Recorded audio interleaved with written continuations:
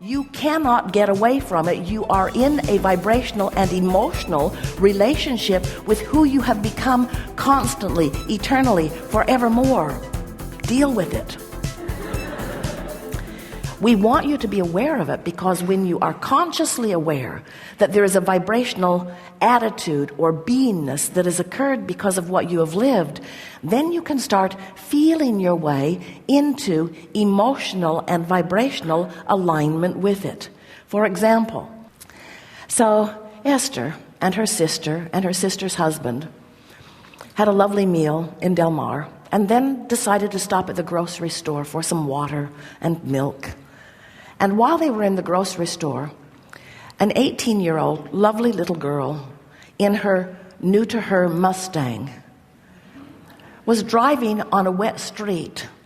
Her car got away from her. It was impossible to even imagine how she got up so much speed in such a short period of time.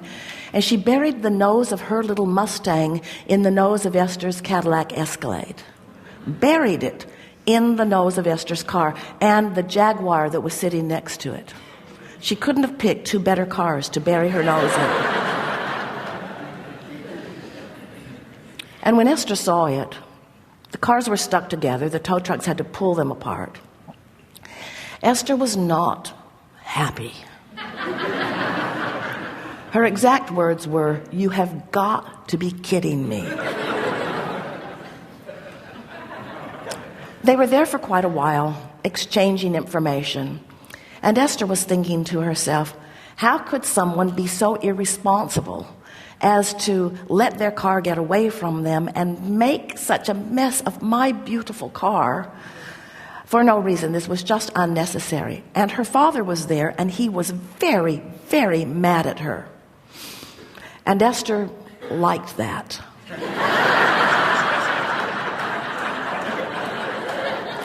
Because Esther was very, very mad at her too. No reason for this. And then, as things unfolded and the cars were apart, and Esther realized that her car was drivable. In fact, everything worked. The headlights worked. She could not have picked a better spot. Even the signals worked. The car drove normally. It can be repaired. And so as Esther sort of settled down from it, she began recognizing the discord that she had caused herself by her knee-jerk response to a situation and her subsequent departure from who she really is. Now, we have to say to you that that wavered quite a bit.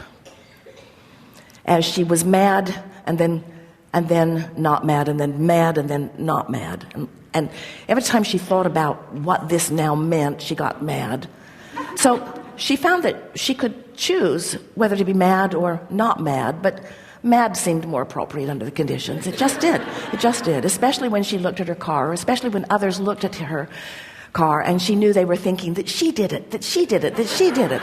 Esther wanted to make a sign. I did not do this. I did not do this. But in her heart, she knew she had done it. That was the thing that made her, once again, curse law of attraction.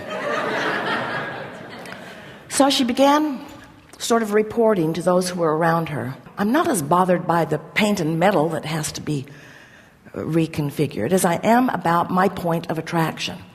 I guess I've just been feeling so sorry for myself and feeling vulnerable, and so this is what has come of this. But that thought felt bogus and awful. But it also somehow had little resonance. In other words, things like that shouldn't happen to people who are deliberate creators, and yet there it was, a big hole in the front of her car. And so, as they were pulling the cars apart, her brother-in-law had said, you know, Esther, I don't think you're going to have too much trouble with this car. This car is a tank. And when they pulled the cars apart, everything seemed fine. They drove away. She drove it here. You can see it if you'd like. Just don't take pictures and put them on the internet. She doesn't care. And so then she was visiting with us about it, wanting to know what her point of attraction, what does this mean about my point of attraction? And we explained to her that we are not going to make her the exception in the universe. You are not the exception in the universe. Of course, everything that happens to you is part of your attraction. And then she recalled that at the intersection, as they turned in to the grocery store just before, a car had run a red light right in front of them, and the other cars had honked. And Esther had commented, glad they didn't collide because we would have been innocently involved in their wreck. Those had been her words right before this.